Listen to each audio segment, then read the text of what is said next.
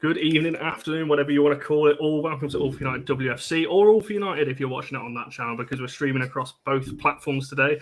We don't need to hear that phrase anymore. It's coming home. It is home. And there you go, Rob. You've got me to say it now. I said I'd say it, and I have done so. That phrase is out the window. I've said it in the first 20 seconds of this intro, and I'm not going to be singing it. So you could forget that. I usually go around the house and ask how everyone is, but I can assume the answer is the same for all of you. So I'm actually going to ask you all a little bit of a different question.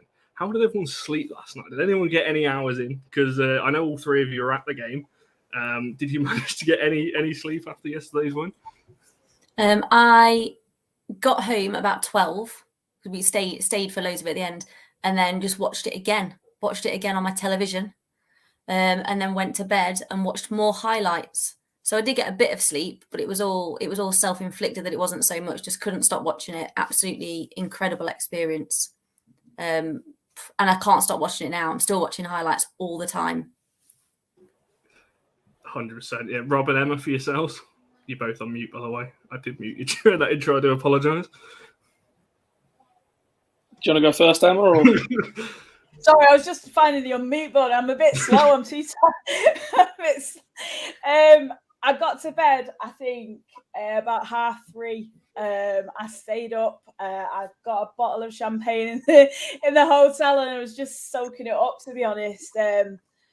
Unbelievable. I'm a bit overwhelmed still, I think, and just trying to, see the social, the content, everything that's been coming out just in drips and drabs, just really enjoying a lot of that, having laughs and seeing some of the reactions that's been online. Amazing. I've loved every second of it. One of the best weekends of my life, I think. Go on, Rob. How many hours did you get last night? I actually slept, to be honest, surprisingly well. Like, a good solid sort of 6 hours after the time I got back. Just partly due to the fact that I think I don't remember going to sleep. I just remember sort of being conscious and then waking up and it being the morning. It was one of those situations where I think like the sheer raw emotion and sort of the sheer sort of situation of it. By one point, I just sort of got to a point where I'm obviously like mentally, my brain just crashed. And I had a very wonderful sleep, but I don't remember any of it. Well, we're going to try and relive it for you, Rob, if you can't remember too much of yesterday. Oh, I remember plenty of that. Don't remember falling asleep last night. All right, okay. That's fair enough. If you are wondering where Meg is, unfortunately, she's got internet issues, so I don't think she's going to be joining us unless something miraculous happens. Can I please make the comment that I've put in the chat, because I'm very proud of it? You go for it. Meg's Wi-Fi today is Germany, because unfortunately it has not come home. You just had to. How long have you been thinking of that? Ever since? It's one of the things. Over the last sort of 24 hours, there's been so many outstanding comments. This is one of the few times I will say on here where I'm actually going to praise both a United and a City player in the same broadcast on a channel. So please do get the video recorders out, because it'll be a momentous moment. It won't ever happen again. I look forward to this over the next kind of 55 minutes or so. Before we move on, I'm actually going to play you some fan footage. You're going to see all three of these people, plus Meg, obviously, who wasn't on. You're going to see Matt and Gareth and a couple of other people have sent some videos across. So I'm going to play that fan footage in a second. But I will just address this because obviously the Euros has finished now. Obviously, Charlie, you get your official congratulations. You won the AFU kind of predictions league. You won it with a game to spare. So you've won it by last week. But I think, Marty, you might have picked me to second as well, which I'm a little bit annoyed about because I really wanted that second place, but I settled for bronze on this occasion. But no, it's been brilliant. I think the Predictions League and a lot of fun. So congratulations, Charlie. I said that through gritted teeth. I'll beat you in the WSL one. That's all I'll say. That's all I'll say on that one. Right then, before we get into talking about the atmosphere and everything else, I'm going to just play you. It's about a minute and a half, so bear with me. A little bit of fan footage from yesterday, just so you can relive those moments and get your goosebumps back again.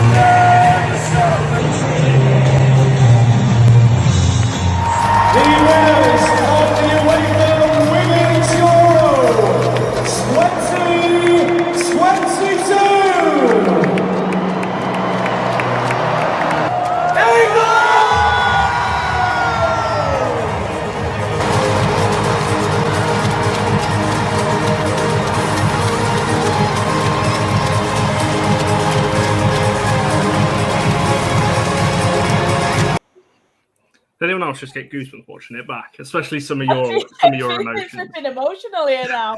Honestly. When I was putting that together earlier on, I was looking at all your reactions. I thought that is it right there. And yeah, I mean, I'll just come to each of you on it. You know, what was it like yesterday? And Charlie, I'll start with you. Just the whole day, pre-match, during the match, the atmosphere with the goals. Just what was yesterday like, if you had to sum it up from an atmosphere point of view?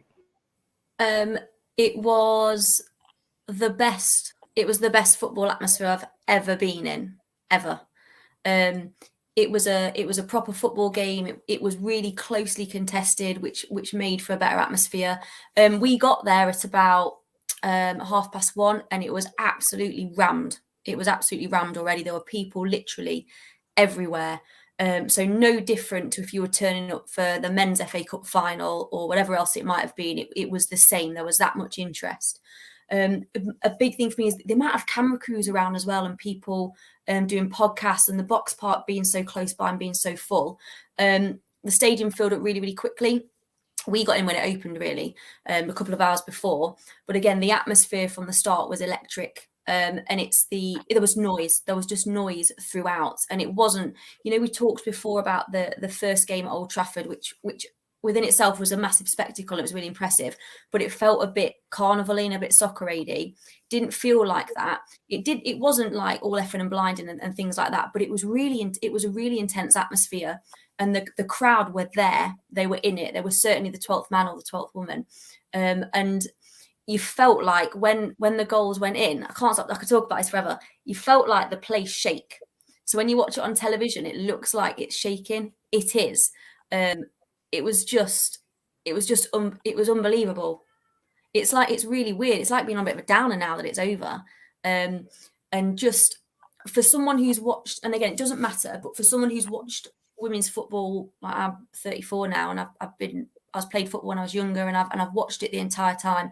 I watched it when they were wearing the men's shirts and they were way too big for them, all those sorts of things. To be there when that happened, and I never thought it would happen. And actually, my first reaction was I couldn't do anything. I was just like frozen in shock. Like, I can't believe this has happened. And it was just never experienced anything like it. And the number of fans that stayed at the end, no one left, including the German fans, to their credit. They stayed there as well till the end. And I think about 45 minutes afterwards, before anyone started leaving at all. It was incredible. And if that experience doesn't push women's football on in this country, I honestly don't know what will, because that was out of this world.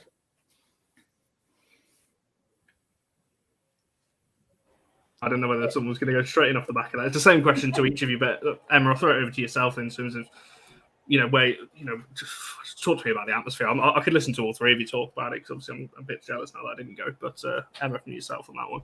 Yeah, I think Charlie kind of got it really spot on there, to be honest. I arrived on the Saturday, so we spent a couple of days there.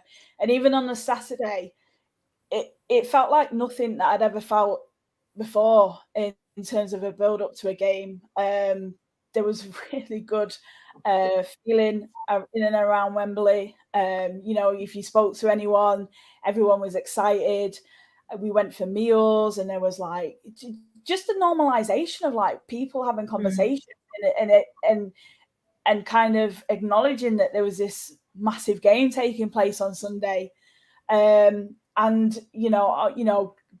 blokes in pubs going, oh yeah, the women are really good, and just things like that. And it was amazing, and the Sunday, obviously in the lead up to the game, I think our hotel was sort of overlooked Wembley Way, and even sort of like in the early morning, the fans were walking around the stadium, and everyone was just really starting to create that buzz and that atmosphere. And I've not seen, I've been to the World Cup in France, and it didn't even feel like that, walking in and around sort of the Lyon Stadia and stuff. So incredible. I think it's an absolute game changer. I think we've set a real precedent here. And now sort of like the important work is to begin in terms of carrying that momentum and getting fans in, engaging that interest and building on it. you know, it's just as important now going forward. And I think we need to sort of ride this absolute wave. I don't even know when we're going to come down from it, because it's been absolutely phenomenal. Every single minute of it has just been absolutely something special, and nothing more than what they deserve, in my opinion. Yeah, I mean, I've got to echo that. I didn't go to the men's final last year, but some of my friends did. A couple of them described it as the most toxic atmosphere and environment they've ever been in. These are not the sort of guys that are shrinking violets either. You know, some of them do like a drink at a match, do like, you know, sort of, you know, do like a good atmosphere at a game. But it was just the sheer level of aggression, anger, wanton destruction that was sort of happening at it that I think really soured it. And in the end, obviously, England, you know, in a way, I think England winning it almost would have been overshadowed by the nature of all of that happening. And it would have ultimately been overshadowed by that. In contrast, yesterday was just absolutely brilliant. You know, I was on Wembley way from about 10:30. And even then, you know, it was something you'd never sort of seen before. There was already a throng of people. I mean, I've been to Women's FA Cup finals at Wembley and other games at Wembley, and they've been good atmospheres, but I haven't been in an atmosphere quite like that. By the time it reached sort of around 2-3 o'clock, Wembley way was just absolutely full, just an absolute utter sea of sort of, you know, white and black. And yeah, it was just sort of just quite an incredible. So I took quite a few photos because I was just sort of, you know, in that moment, in a way, it was one of those things where, being someone who sort of championed the women's game for a long time and faced a lot of criticism for it from various quarters, you know, in some cases under the pretext of banter, in other cases just because people are ignorant or living in the Stone Ages. It felt like one of those things where almost like, you know, a lot of people deserved it, and the people that really deserved it were those that came before, those that, you know, ultimately weren't given the opportunities and the chances that the current squad have, those that didn't have, you know, the luxuries that some of them did. People like Hope Howe, Baroness Campbell, who have done so much for the sport. And yeah, I just think inside the stadium, it was a sort of just a wall of noise throughout the entire thing. It was an amazing atmosphere. There was thankfully a lack of Mexican waves. You know, it's not Mexico 1970, which means the Mexican wave is not acceptable. But it, you know, there was just a really good atmosphere. I've got to give credit to the German fans that did come across. I thought they were brilliant as well. You know, a lot of them, to their credit, did stay and applaud the England side. I did talk to a few of them afterwards, and they sort of said, you know, on the balance, the better side in the tournament won. And I just think everyone came away from it with what football should really be all about, the sense of community, and the fact that even, you know, ultimately one team has to win and there has to be a team that doesn't win, everyone can still go and have a great time. And I think that, you know, if you compare that final to last summer's final, it's the exact antithesis of it. And ultimately, I do think that partly played a part. I do think the fact it was so partisan last summer and there was so much disruption going on, I think there was a delay to the kickoff time and other problems as well, that will have seeped into players' heads and affected them. Whereas in contrast, yesterday was just, you know, a celebration of support. I know, Charlie, you want to jump back in, but Rob, can you say that word again? What was that? And what? I'm not... Antithesis. That's a word we've not heard on this channel before. That's very advanced. The English literature degree is coming in handy. Oh, yeah. There we go. See, we're going up in the world now. England have won something and using big words like that. There we go. Someone's been using synonyms on Word, I think. But yeah, I think obviously talking about atmosphere, but I feel like the atmosphere of the entire tournament has been incredible. And I think John Commode's put a comment and he says he's not meaning to be biased, but he talks about how England put a tournament on, or how Great Britain put a tournament on. And I think he's on the money there. I think if you think back to the Commonwealth Games happening now and the Olympics before, if there's one thing this country does incredibly well, it's run an international tournament incredibly well. And that's happened again this time, in spite of what I think, from the sounds of it, if you listen to Alex Scott and other people talk, when there was barriers to this going as well as it could have done. I think it's been reported brilliantly as well. It's just been reported for what it is, which is England football team. That's how it's been reported, not as anything else, not as this bit of a freak show. Like, oh, look, the girls are quite good. It's no, this is England playing football, and they're really good actually. And that's how it's been delivered. And now that's how it's continued to be delivered. And all of the little host cities that have also had games games take place. Every single one of them has been brilliant. I've been to Sheffield, which is a bigger scale. I've been to Lee, which is a smaller scale, to see Netherlands, Portugal. That was incredible. Everything about this has been outstanding. And I'm hoping this won't just impact England. Everyone else has seen this. Every other country has seen this.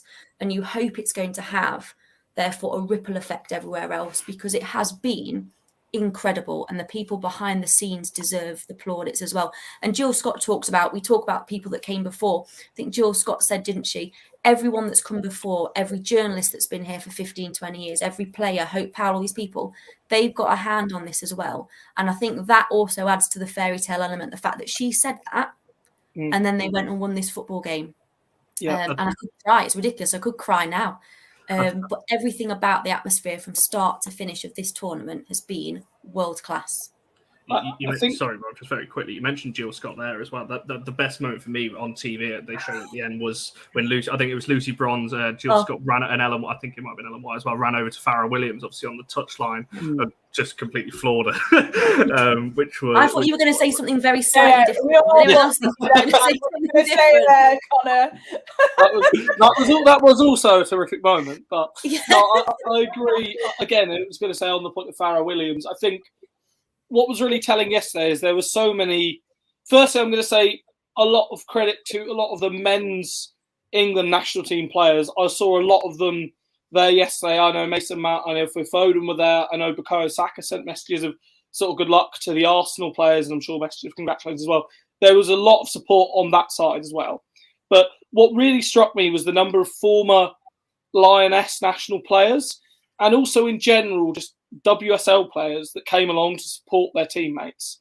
And I think that's something you don't see it in the men's game. You don't see that sense of camaraderie that even, some of these players have obviously will be hurting because they've gone out the tournament with their nation, but they still came along to support teammates. I mean, I think, was it Maren Mjelde, who obviously, Norway went out in the group stage in very difficult circumstances.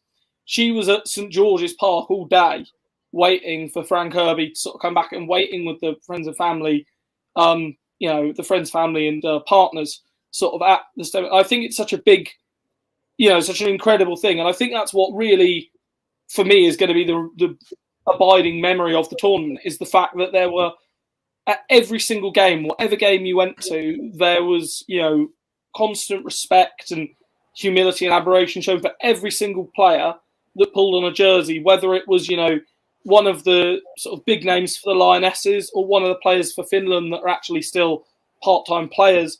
Every single one of them got the same respect that they deserve. And I think that's, something that doesn't necessarily happen in men's tournaments, especially in men's tournaments. You tend to get, sides labelled as the whipping boys, or sort of, treated quite patronisingly. And I don't think that's right at any case, because however you spin it, they are elite sports people at an elite tournament. 100%. I want to bring it back to the game itself. We can't not talk about the goals. Now, Emma, I'm going to come to you for the first goal. And obviously, I'll let Rob and Charlie have their thoughts.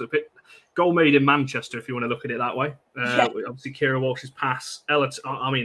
It's just, the more I watch it, the more I think, how are you doing that in a Euros final at your age, in your first kind of big major tournament like that, on that stage in front of a home crowd, everything, to even attempt that? I know that was probably one of the only options to go for the chip because of how quick the keeper had come out. But yeah, Emma, just talk to me about that goal and kind of the atmosphere around you when that goal went in, because it was not nervy, but it was on a bit of a knife edge up until that point.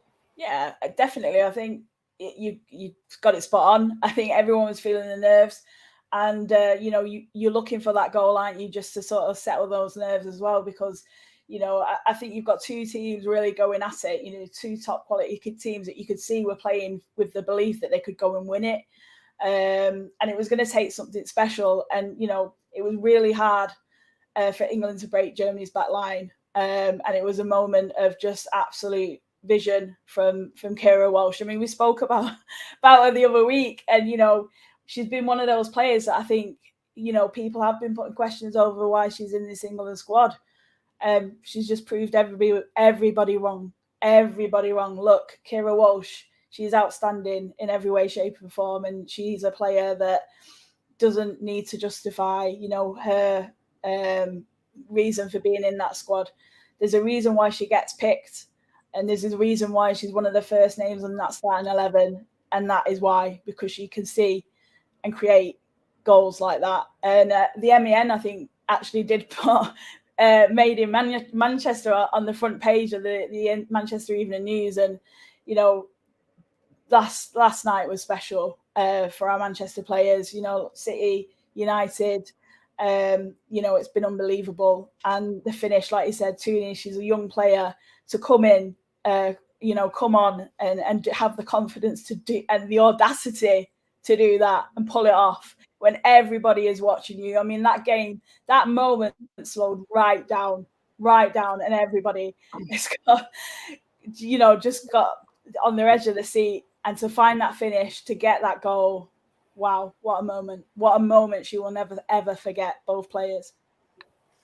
Do you know what, as well, with Keira Walsh, if you've watched a lot of the England games, which I've been lucky enough to be at 4 of them, and obviously I've watched the other 2, is that when teams pick up on the fact that she is the focal point, everything starts from her.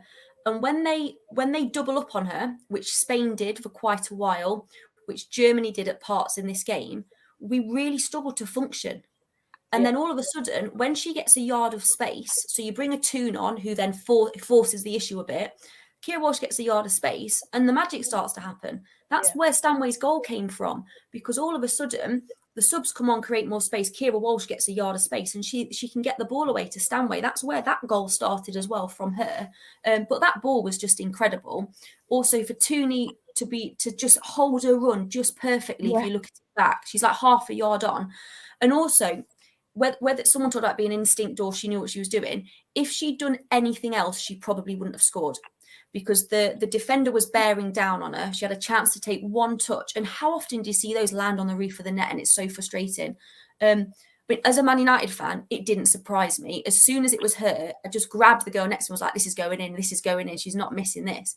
But it was the movement and it was the pass. And Germany just didn't know what to do with that. And it was incredible. We were the second row up on the second sort of, what's it called, tier up, first row. We were right behind where the families are sitting. I'm assuming it's the families, because like whole rows wearing 22 and whole rows wearing 18 Kelly. And it was really nice to see how berserk they went as well. But what a moment. And if you think about, just generally think about her, think about Russo, think about Hemp. Kelly's only 24. Beth Mead's only 26. I think Keira Walsh is only mid-20s. Like, how much life is there in this England side? But yeah, the goal itself was unbelievable. The pass was world class. To see it, to make it in that split second, Toone's movement was incredible. The goal was deserving of a final. And the 2 goals she scored have been so important for someone so young, who 2 seasons ago, when we first came up into the WSL, she sat on the bench all season. All season, that kid sat on the bench. And then look at her now. It was just amazing. But I also feel like, if you watch how those players play together, it doesn't feel like you're watching an England team that's got some Man United players, some Man City players, some Arsenal players, some Chelsea players. It just feels like a team. It doesn't, do you know what I mean? It doesn't feel like anyone's been shoehorned together. And that's why those things, those plays and those goals have happened. Did England score any goals that weren't worldies? I don't think they did, that weren't incredible. Because how they played together is amazing. The only ones I can think of that weren't worldies, the own goal against Southampton that the Irish player scored, and that Hemp's goal against Norway, I don't think quite qualifies as a worldie, where she mishit it once and then sort of kneed it over the line. 2 out of 24. 2 out of 24 was 8. I think it's worth mentioning as well, as you know, Keira and Toone have spent a lot of time playing together throughout their careers as well. You know, obviously Toone with, you know, the time that she spent at City, and you know, they're 2 players that have got a really good understanding of each other and know, you know, each other's strengths. And you know, Keira obviously to find the pass, but Toone to obviously get the finish. You know, that's just credit to each one of those players for knowing that, you know, Toone can do that. You know, I think she said she wanted to put it on a plate for her, and she certainly did, and the finish was sublime. I mean, firstly, I've now calmed down slightly from a few. Who on earth was saying Keira Walsh is not good enough? Because if I follow them, I'm immediately unfollow. Anyone who came out with that. Anyone that came up with it. We'll have a chat afterwards. Connor, did you? It wasn't me. Good. It's not Right, throwing it I was back about to on say, me. if it was, I was about to log off and revoking my, my guest, No, my guest it appearances wasn't. on here. I mean, I've spent all tournaments saying this, is that the sides that always win international tournaments, there is always one player in that tournament who usually gets, given the disparaging tag of the water carrier, but in reality, they're the most important side. You saw it in, a few years ago with Spitzer for the Netherlands when the Dutch won the last Euros. You saw it in the World Cup with N'Golo Conte for France. You saw it last year in the Euros with Marco Verratti for Italy. There is always that one player that when you take them out, they don't tick. And my fear all tournament was Keira Walsh got an injury. It didn't necessarily have to be a bad one, but just something that kept her out of the game. Because England looks such a worse side when Keira Walsh is not on the pitch. They look so much. She's so good at controlling possession. She's not afraid at doing the simple pass, which is something so often, especially in the men's team, there are so many of the midfielders that just refuse to play the simple pass and will just constantly trying to play 30-yard Hollywood passes that they cannot do. The thing is, when Walsh picks to do a Hollywood pass, she gets it right, and she will do one or two of them a game. But when she does them, they'll be inch perfect on the money, and they'll create a chance.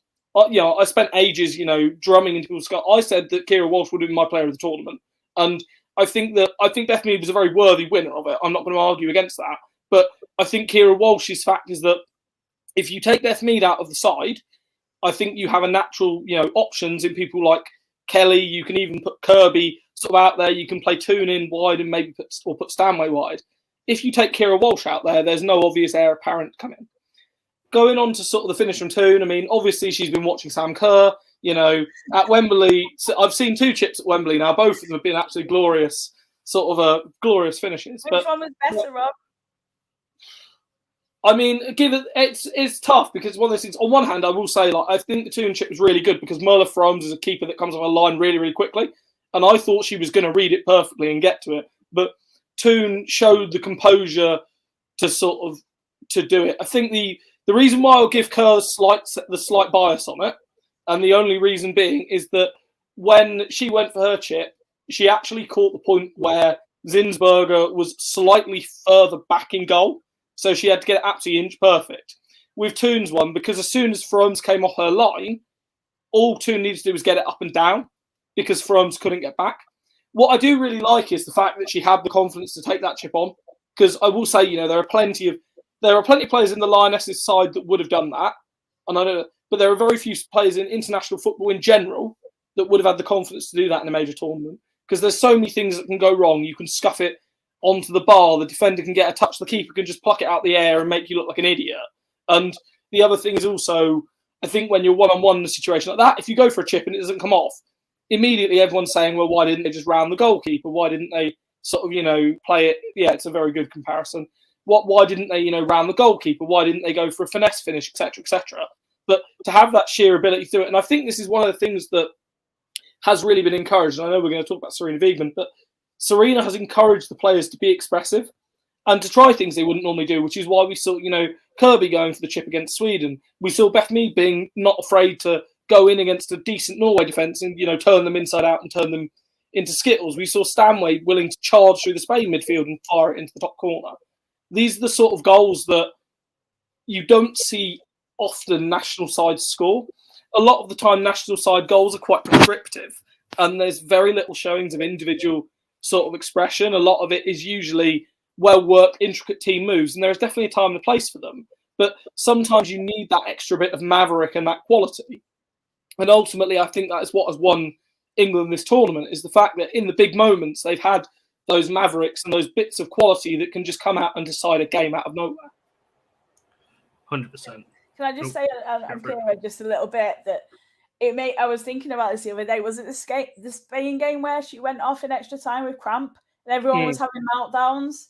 I think that tells you everything you need to know, really. Honestly, there isn't one player in this tournament, though, for me that hasn't delivered in terms of, what they've brought to the team. Even those that haven't really featured and played that many minutes, people like, Carter and, even England and Demi Stokes, Ellie Roebuck, Hampton, even though they've not had the minutes, I think everyone's got something from it.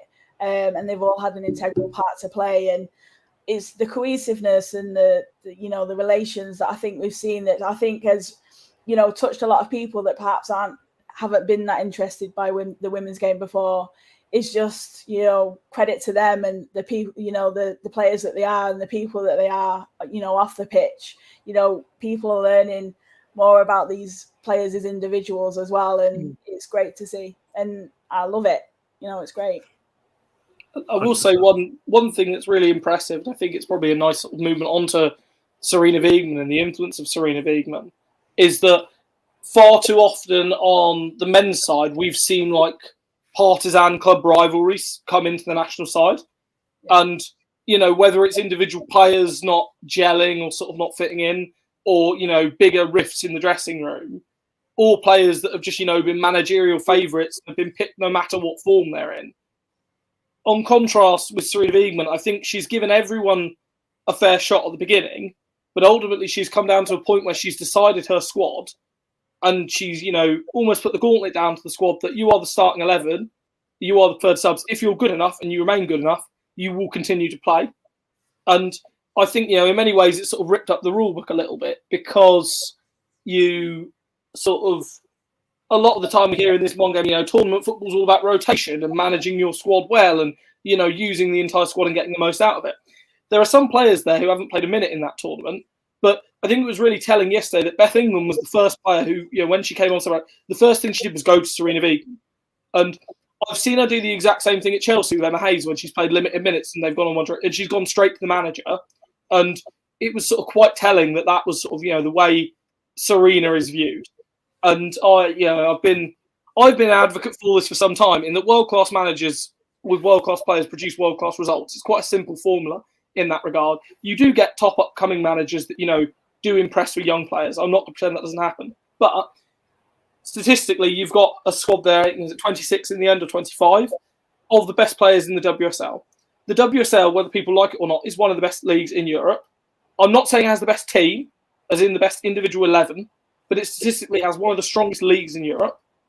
Almost all of the players were selected from the WSL. Technically, all of them, if you don't include the fact that Bronze and Stanway are now going to be playing in Germany and Spain, respectively.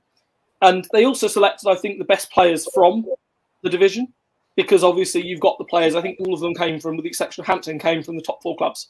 Now, when you've got that level of quality sort of in there, and I think you can almost, it's the interesting hypothetical you always come on to, is that what if you gave a manager, one Chelsea centre-back and one Arsenal centre-back, you gave them Williamson and Bright, would they be able to mould them together? And we've learned the answer is a world-class manager with world-class players gets world-class results. And I don't think you can underestimate the fact that, because as someone else tweeted yesterday, the moral of the story is always sack Phil Neville. But I think, that if we hadn't had Sarina in charge, I don't think this result happens. I don't think there's another manager in the world game or at international level that would have got this tournament won, other than Sarina Wiegman. And I just think she's on an utter genius sort of level. She rightly, deserves all the plaudits. And the big thing now for England is get her tied down to another contract before someone else goes and looks at her, because people are going to look at that. Because England, I think a lot of people thought they'd do well at this tournament. I don't think many people thought they'd win it pre-tournament, and so much it has to go down to Sarina Wiegman. Yeah, there's a comment earlier on about a contract. I think it was that one there. Yeah, 30% if they already talking about extending it, which is not a surprise. I just want to get Charlie, and we may as well go straight on to talk about Sarina. One final. I'd like to put Houston Dash also do have Rachel Daly, my new favourite centre forward / left back in world football. Is that a thing anywhere else? Centre forward and left back. That's quite. Marcus Alonso does it quite well for Chelsea. But no, I don't. Again, before the tournament, I said to my friend Charlotte Stacey that I got her a shirt for her birthday. It said Rachel Daly is not a left back. Now I have to go and get the corresponding shirt for Rachel Daly is a left back, because again, it's proven none of my footballing knowledge. I did loads of art, because I did several tactical pieces beforehand saying how people could exploit it, and Sarina's just gone and made me look like an idiot. And for once, I'm quite happy about that. 100%. And Charlie and Emma, I'm trying to get your thoughts on Sarina before we look at the Chloe Kelly goal, because as Rob said, I agree. I don't think this happened. Who was it in the celebrations today on stage said what's the difference this year compared to previous years, and they said Sarina. I can't remember who it was. It might have been Lucy Bronze potentially. I'm sure Leah Williamson said something Or it might like have been we have an elite. I'm sure one of them. I'm sure it was her that said we had an elite coach. I don't know if it was the Trafalgar Square thing or yesterday, but she's like my favorite person in the world, and I'm married with children, so that tells you a lot. Like she's my fave. She's everyone's favorite person in the world at the moment. Look at the Netherlands now. Look at what's happened to them. Look how unhappy they are, and they quite clearly are from when they were with her, with very similar squad to their new manager, because she manages people incredibly well. People, so she could manage anywhere because she just manages people well. It was like Rob said, and it was Jonas, I think, is it Idaval said, and he's obviously got this from Beth, Leah and Lotta, is that when she told them they were in the squad, she told them what their role was. You're a starter, you're an impact, you're a squad player. So they knew, and there was none of this before every game. Oh, who's the starting 11 going to be? Is it going to be me? Oh, I think I should be playing, because they knew already what was happening.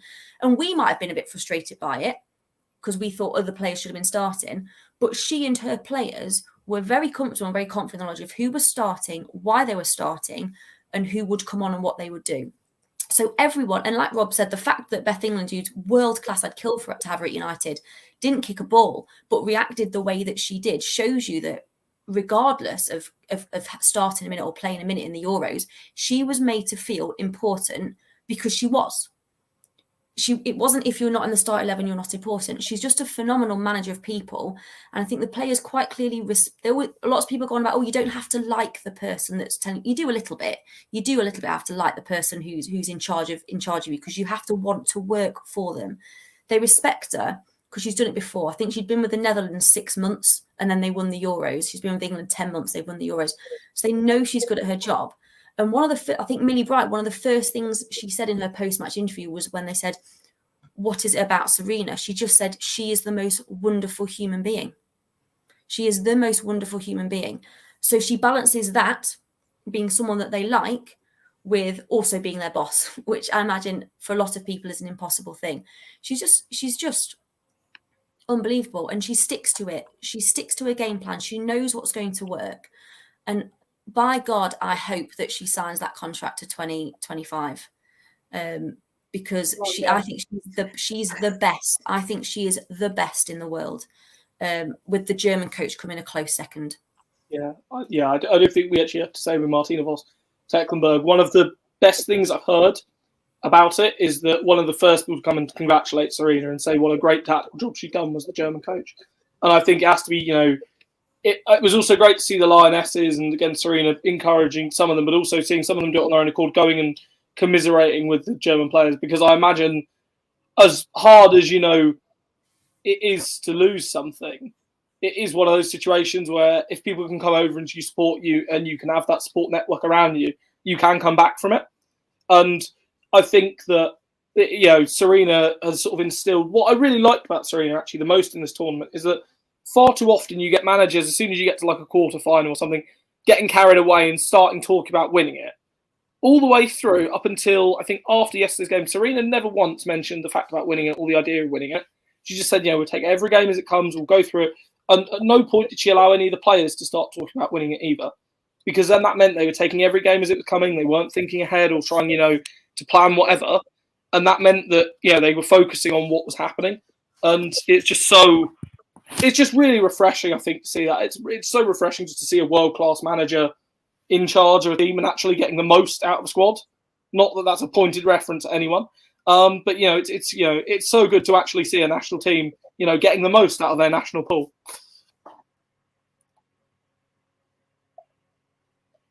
Sorry, Emma. Do you want to jump in on that one and talk about Sarina's influence, what you think she's had on this squad? Yeah, unbelievable. I think I can echo both sentiments there. I think she's been outstanding. What a calm, she's put calmness, serenity, and everything else to this tournament, and I think that's translated through to the players and their application. I just, I was kind of, when you kind of look at the build-up and you see the players out on the pitch, the night before this massive, occasion, and players are just chill.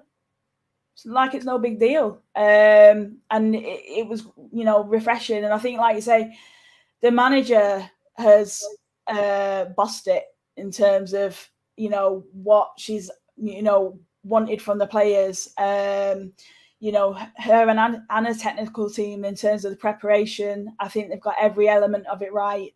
And that's credit to her team behind the scenes as well. I think everybody's played their part. And I think she spoke about that in, you know, some of the press conferences in terms of, you know, it's not just about the players. It's not just about, you know, me as a coach. It's, you know, behind the scenes preparation, you know, the recovery, the doctors, the physio, nutritional, you know, analysis. Every single element of it has been spot on. And you can see that in the way that they celebrated the win, you know, in the response of the team when they came out. I just think in terms of her and the manager and, you know, the way they've prepared the team, it's like Rob said, it's kind of refreshing to see. You don't often see it. I mean, look at the way, you know, Greenwood was brought on and Bright was sent up. You know, you could see the communication, what was being communicated, and how the goal come to be. And we don't see that necessarily internationally. We don't see it at club level, and that's the difference. You know, she has a plan, she has a strategy, she's stuck by it, and it's worked. Incredible. Yeah, I really like. Sorry, Emma, what you just mentioned there about the whole, it's the whole staff as well, isn't it? It's the coaching staff, it's the people that get their stuff ready. That's my dog, sorry. The physios and all sorts. But what I noticed at the end as well was when they were having their photos taken by the official England photographer, they got her to stop.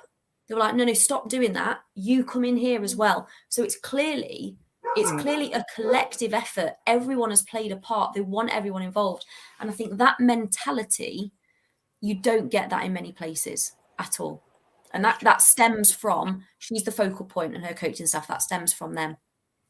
I don't necessarily think she sees herself as anything more than just a part of the team, though. You know, and I think that's totally different in the way that that's come across. And like you said, I think it's refreshing. I'd love to see more of it, you know, not just internationally, but maybe other teams as well, taking stock of the way that this, you know, we've gone about this tournament, and there's been a lot of takeaways from it, and maybe we may see that translate through other teams too. There was an interesting. Well, go on, no, Rob, you go, because I've already been. I was just going to echo that. I was going to say, like, it's quite interesting that Emma Hayes, when she sort of talks about winning the title this year, one of her big main things she emphasised was that it was all about, you know, the coaching staff, and she wanted everyone involved in the post title celebrations at Kings Meadow. And she was asked about, and she sort of said that it's not just the players you see on the pitch; it's every single person that comes into it. And I think that's what, you know, that's almost why this tournament in many ways was the perfect storm for England. I think the atmospheres are incredible. The coaching staff was phenomenal.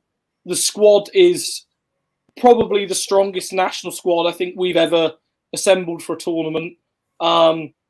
Arguably across both the men and the women's game. I mean, obviously you can debate things like the 1966 squad, but obviously it's harder to compare the men's game against the women's game because it's a pretty pointless and futile exercise because of different styles. But certainly from a women's point of view, I think this is the strongest squad we've ever had.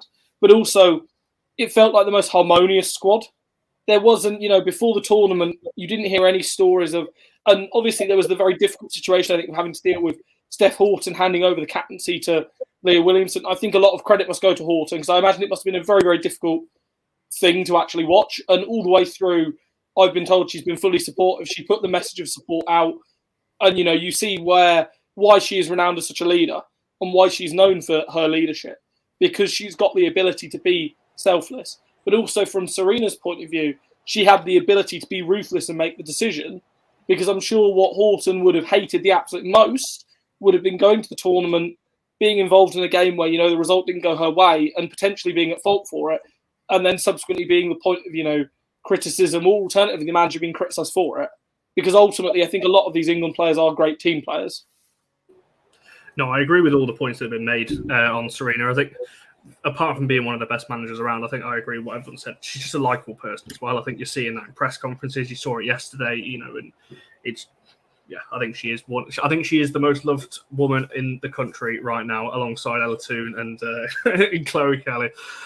If you haven't liked the video already, make sure you're liking the video wherever you're watching this, whether you're watching this on All For United WFC or the All For United channel. Come on, if you're not going to like the video for football coming home, I don't know when you are going to like the video. So make sure you're hitting the like and subscribe if you're new around here. I mentioned Chloe Kelly there. That's a nice little segue into the winning goal, because I mean, they all count is what I'll say on that one. But I think it was the roar of the crowd, certainly on TV, that really came across. You know, there was a brief moment when she kind of looked around saying, "Is it going to be a foul or what's going on?" And it was that was a bit funny. But I'll come to you first, Charlie, on this one. Chloe Kelly's goal, and just, you know, I can imagine just euphoria kind of in the stadium at that point. Yeah, and how amazing for her! How amazing for her to have not played until April. I think lots of people questioning her selection for then to come on and make and be the difference maker. It was a good set piece, wasn't it, from Hemp? I think Bronze wins it, and then I think Kelly just kicks fresh air, but keeps a balance, because sometimes you don't, and you just go over, don't you? And is the first one to it. You can see how livid the German defender is, just beyond the goalkeeper because she didn't get there first as the defender. But yeah, it was incredible scenes, but there was a really weird moment where it was just for a split second, because she looked so confused, that made us a bit confused. And I don't know if the referee blew the whistle and didn't mean to blow the whistle to signal for the goal. I don't know if that threw everyone off, but it was, yeah, that's the loudest. It was euphoric, and it went on for ages, and it just knew once that happened that they were going to win that game. You just knew it. But it was extra special because for a little while in the build up to that, and I think Rob might have said different, but in my head I was thinking, oh God, we're not going to win this now. We're not going to win this because we just looked tired. And I was just praying for a decent set piece because I thought Risa would get a bounce on it and then we'd be all right. But yeah, the fact that it was Chloe Kelly, it'll be iconic now. I think there's a photo, I think it might have been a Swedish journalist, correct me if I'm wrong, who got the shirt off swing just with her name perfectly showing on the back of a shirt. How iconic is that? And to be there and witness that in person was out of this world. Out of this world. I can imagine, Emma, from a City point of view as well, you were obviously happy with that. And to be fair, it is worth mentioning as well her journey as well to get to this point, having the injury that she did. It wasn't even that long ago. It was last year, wasn't it? 2021. To have that turnaround is unbelievable for her. Yeah, I think she's worked really hard in her recovery. An ACL, we all know what a devastating injury that is. And, it was touch and go. She knew it was touch and go as well. But she was really willing to put the effort in, and she did. She worked really, really hard. And I think she probably played about 5 games, I think, just before the end of the season. And she was sort of slowly building up a playing time. She featured off the bench, and then, she played a couple of 60 minutes games. But yeah, it was unbelievable. And obviously to get that call up, she was absolutely delighted. And, I think it's credit to the effort, the work that she's put in to get to, the fitness right, in being able to sort of being called up and featuring. She didn't really, we weren't obviously expecting her to feature fully in terms of, at full capacity. But the fact that she's been able to get on the pitch and play some minutes is unbelievable. But the fact that she's come in and made such a massive contribution in terms of getting the goal to win, obviously that tournament for England has been unbelievable. And I cannot blame her for taking her top off. I'd have probably done the same, to be fair. What an iconic moment that will be etched on everyone's memory forever. And it's just unbelievable. And like you said, to have a player do that, I mean, I'm not. At this point, I can't recognise that, it's Chloe Kelly for City. This is Chloe Kelly for England, and it's unbelievable. 100%. And Rob, for yourself, it kind of backs up what I think you were saying a minute ago. Everyone plays their part. We've seen Toone and Russo come off the bench, make impacts. We've seen Greenwood come off the bench, well worth mentioning, come off and make impact. Kelly, I mean, you're not going to get a bigger impact than that, coming off the bench and winning it in front of your home crowd at Wembley. No, I mean, I've twice seen this season. I've seen the Brandy Chastain celebration. I've seen Sam Kerr do it, and that was the moment I knew we were winning the WSL title. And I've now seen Chloe Kelly do it, and that was the moment I knew football was coming home.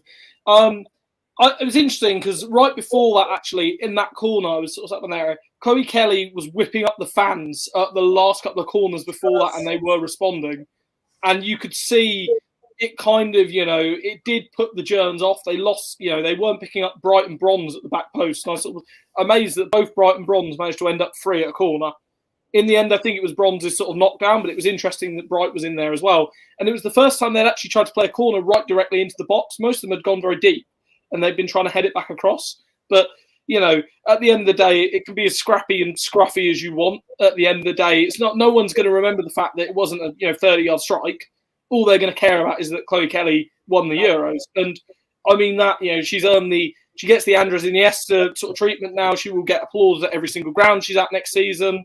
To be honest, I would like to, again, I'm not a big fan on sort of, pointless. I think there should be rivalry in football. I'm not a big fan of, this everyone's wonderful sort of approach that some people do like to take. But it would be amazing for some of the games if people can applaud the Lionesses, especially at the beginning of the season. As much as I'm begrudging to say it, when the Arsenal Lionesses do visit Kings Meadow or Stamford Bridge, I will be giving some polite applause to Williamson, Wubbemoy and Mead. Knowing my luck, Beth Mead will probably score another worldie against us, and I'll probably back to hating her somewhere midway through the game. But, it was so... This is what I think is so good, is that I wasn't seeing them as players for United, for Chelsea, for City throughout this tournament. I was seeing them as Lionesses, and I think that's how they've all seen each other. There's such a great camaraderie in the squad. Everyone seems, to be really sort of fitting in. Even in situations where it's more difficult, where you've got people like second and third choice goalkeepers, where unless you get, significant injuries or suspensions, you're unlikely to get minutes in there. But yeah, I'm sure if you ask Roebuck and Hampton, they'll say they had an absolute blast throughout the tournament. I will, I had been on here, been critical about her before, so I'll give credit to Mary Earps. I think she really stepped up and delivered in the big game. And it just goes to show you that if you put a goalkeeper behind two really good defenders, it does calm them down a lot, which, isn't really a surprise. But I do think, it's just, was superb to see. And it was great to see, I think, from both Kelly and also, I'll say, Fran Kirby to come back from her own illness and be a part of the triumph. Kelly to come back from a horrible ACL injury that in the previous days used to be a death knell for careers in women's football. Certainly at the top level, to come back and then do that sort of 12 months later.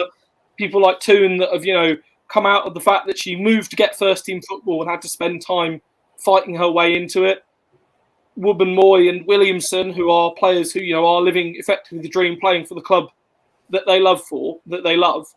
There's so many wonderful stories sort of inside the squad, and I think that's what makes it such a likeable triumph. There's not one member of the Lionesses squad you don't look at and say, yeah, you deserve this.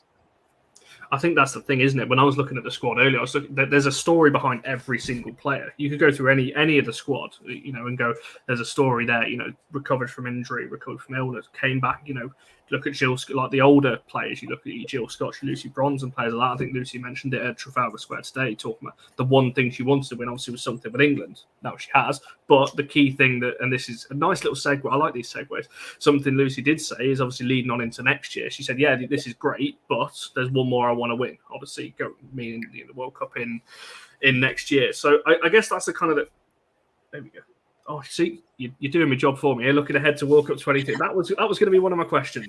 In terms of how this is, do we think this? Well, I'm not going to say that because it has, but the kind of the impact this will have as England go into the next tournament. Because I think looking at this tournament, England were in the top 3 or 4 kind of in the conversation, but no one saw them as outright favourites. You go into the World Cup next year, England are going to be spoken about in a completely different way.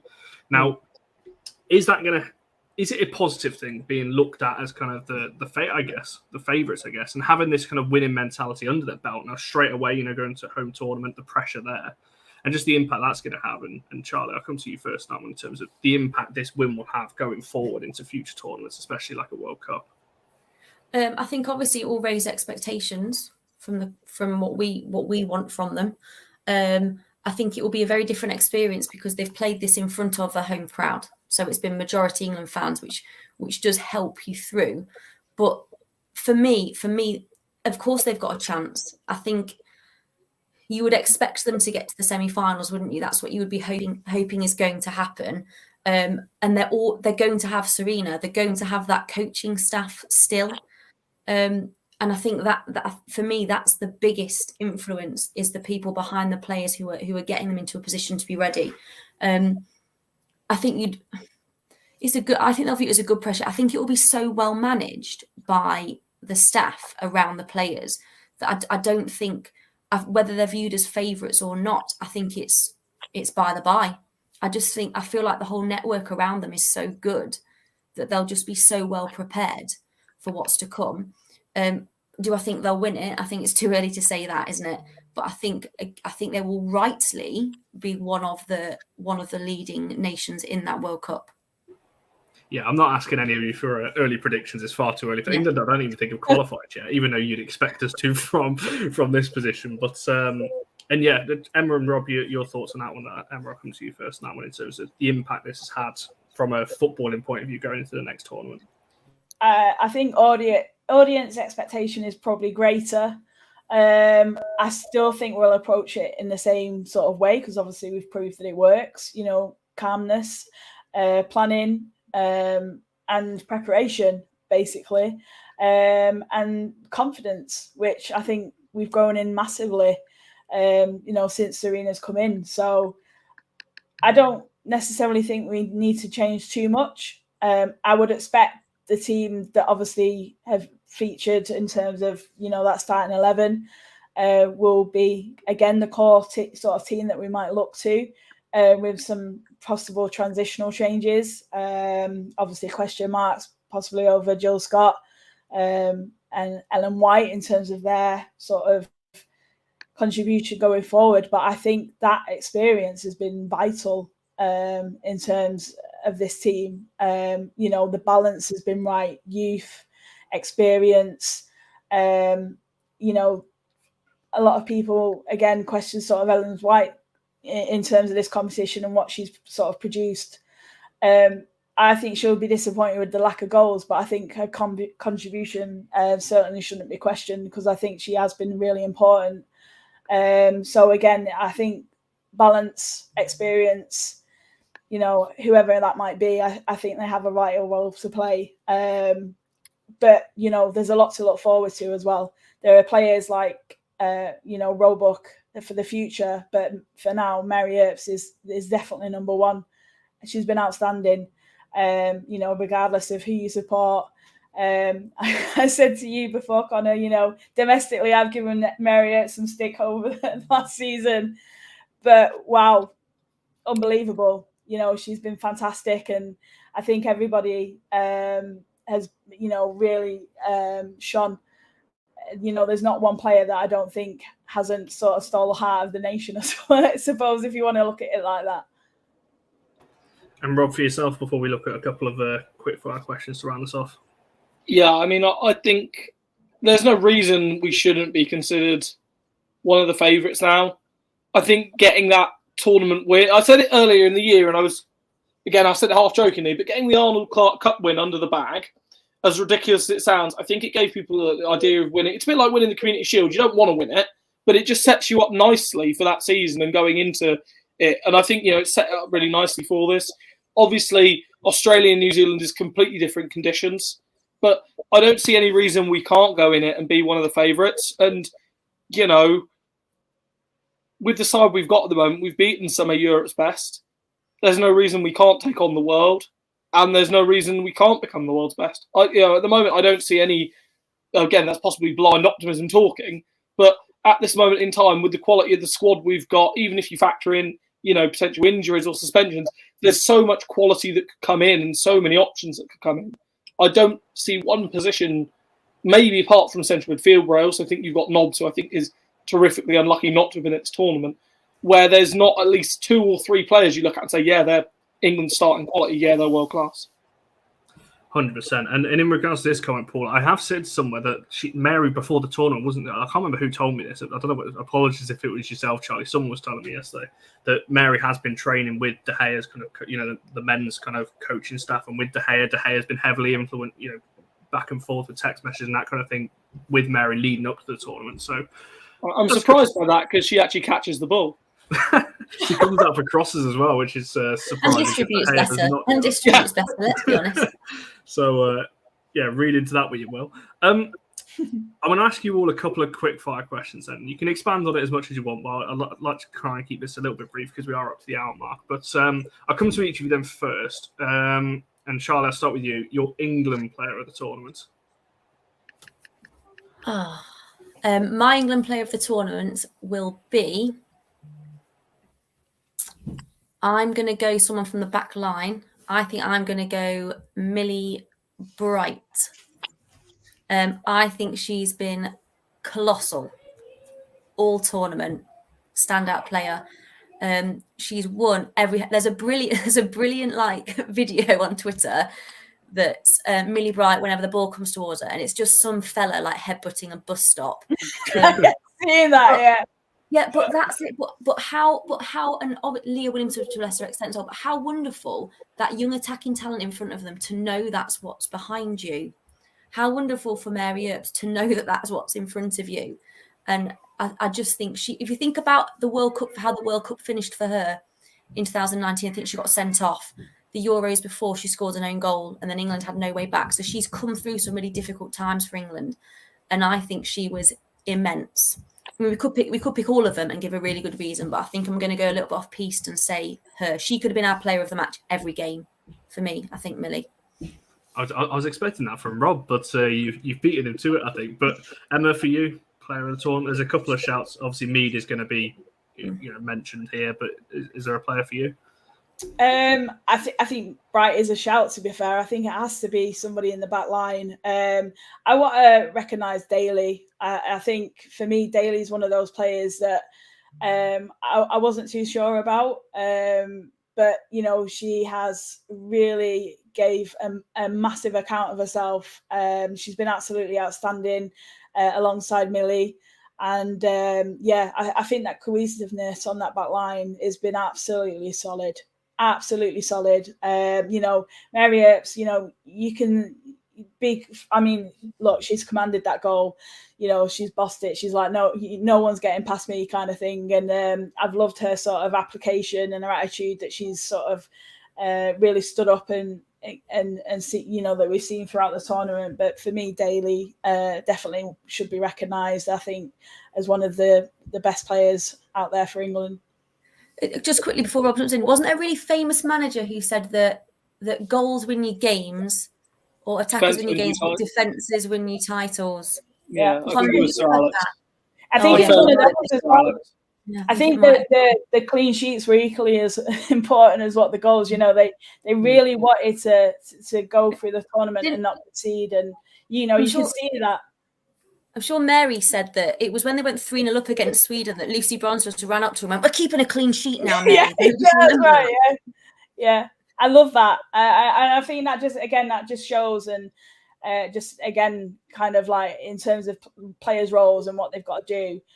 Everybody understood the narrative of what everybody wanted from each other out there on the pitch, and it wasn't just about getting the goals. Everybody had a job to do, and I think that's really come across. Firstly, I'd like to say, Charlie, you're very now welcome onto the hashtag Millie Bright for Ballon d'Or campaign that I have officially started yesterday. Again, the Euros, the domestic league, the top domestic cup. Genuinely, I'm at a point now where I'm close to writing a very genuinely serious article. I've joked about it, but my pick for it is going to be obvious. It's the player earlier I said, if you don't rate, you're an idiot. Kira Walsh, just been outstanding throughout. I could pick pretty much any one of the starting 11 and make a good case for any one of them. I could make a very good case for some of the substitutes as well. But I just think Walsh's ability, the fact is, Kira Walsh is the sort of player that if she played for Spain or for Germany or one of the European, we'd say what a wonderful technical talent we've got in there. A lot of the time with Walsh, people look at her athleticism and her work rate and her strength and ignore the fact that technically she's absolutely brilliant. She produces passes that are just sublime. She works so hard. She reads the game so well. She closes, she closes down the angles. One thing that really impressed me the most was, I think it was against Spain in the second half. how many of the passing angles that Keira Walsh was able to just shut down. And it meant that as a result of that, apart from on the right-hand side when they went at Daly and they really went directly at Daly, it pretty much shut down them being able to go down the left wing because Walsh was so good at cutting down that passing angle. And yeah, I think she's a phenomenal player. I believe she's out of contract next summer, so I hope Emma Hayes has been on the blower. I do think she's one of those players that, like, yeah, she could fit into any squad in the world. Like, you talk about any of the top sides, Bayern, Wolfsburg, Lyon, Chelsea, City, Barcelona, Paris Saint-Germain, whatever. And, if she went in, she would be an automatic starter. And that, I think, is the highest level of praise I can give a player. Emma's like, do not mention other clubs. You're like just reading them off, whatever. Yeah, I think for me, I'm gonna. Why not? We're streaming this on United channel, so I'm gonna, and it's deserved in my opinion. I'm gonna say Mary Earps purely because I think the saves across the tournament kept England in the tournament, especially against Spain. I think you're looking at that game. I think England go out. At that point, if you don't have Mary Earps saves in there, and even she didn't have loads to do against Germany, but the save that she had to make, the kind of scramble on the line, got her hand to that. A couple of saves early on against Sweden. If we go 1-2-0 down early on against Sweden, it's a completely different game. And against Norway too. In that game against Norway, where we started poorly. Exactly that. So I think I'm going to say her purely because I actually don't think England get to the final if you don't have her there. But like you said, you can make a case for everyone. Keira Walsh, fantastic. The whole team, I think you could look at and go, that's. You can make a shout for anybody. Like somebody put in the comments earlier, we've not even spoken about Lauren Hemp. The talent that she is. We've not even mentioned it once. That's just ridiculous. The last question I've got then for you, it's kind of again like a little quick fire. Who shocked you the most from an England point of view? Which player did you look at and go, oh, okay, a little bit of a surprise, maybe they're starting or in and they've exceeded, I guess, your expectations. We'll go with the same order, Charlie, Emma, and then Rob on that one. I know she's brilliant, but I still think Beth Mead was better than I could have imagined that she would be. And that might be media-led a little bit, and everyone's been talking about it, but I think she set the world alight. It would have been really easy to pick her as player of the tournament as my pick as well. I think from a subs point of view, even though we've seen her week in, week out, Connor, I think the impact that Russo has had coming off the bench, sometimes the minimal amount of time she's had, has been incredible. It makes me very worried also, but that has been absolutely outstanding. So for a starter, Beth Mead, even though I know she's good, she's been out of this world. And I think part of that's down to Jonas as well, but also mostly Sarina. And then from a substitute point of view, it's got to be Russo with Toone a close second.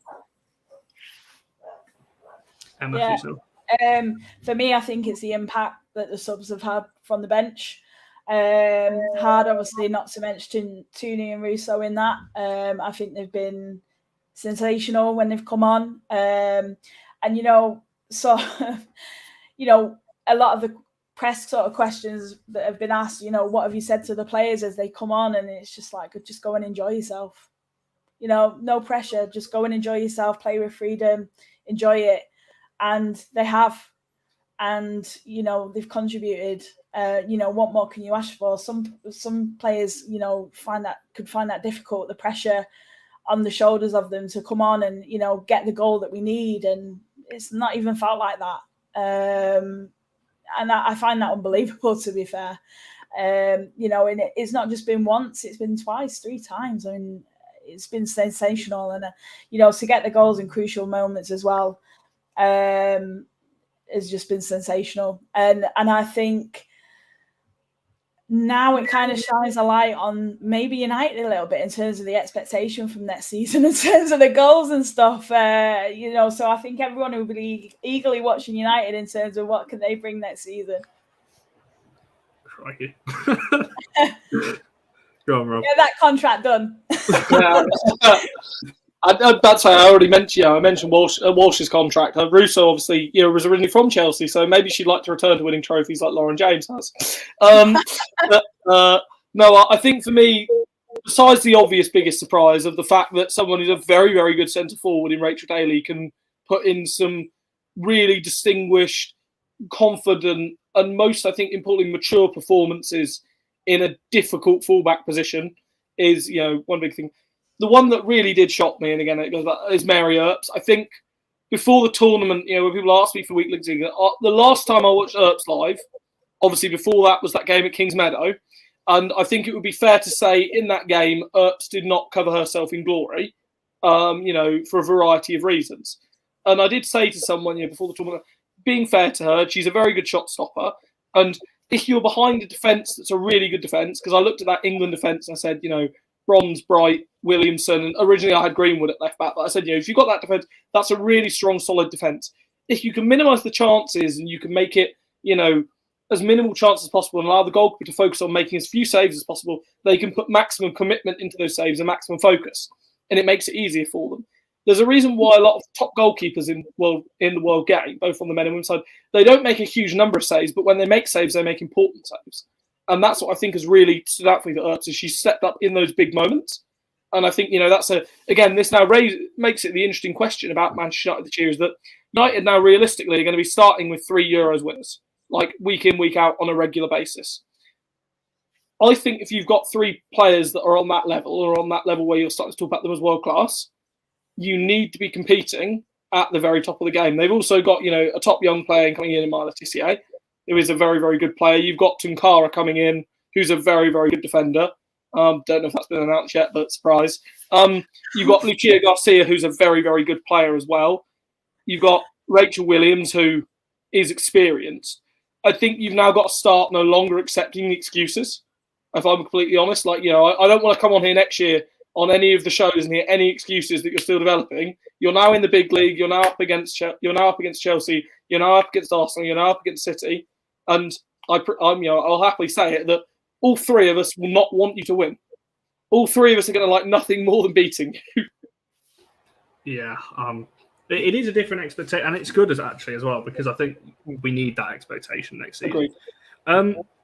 Yeah, I think for me, kind of surprised. That's a good shout. There's a couple of shouts for Leah Williamson in the chat, and I think I agree. I think she has been solid, the composure as well throughout the tournament. It sounds bad, doesn't it, to say surprise, because they're all quality players, and we see them week in, week out in WSL, that they are quality players. But I actually agree with you, Rob. I think daily, because you're looking at a player, like I said earlier, you're looking at a player there, fullback and striker. It's ridiculous. And yes, I think I've been a little bit critical of her on this channel when we've done a couple of the match reactions. But to do that, the performance she put in against Germany, after the game, you know, she had I think it's fair to say, a pretty poor game against Spain.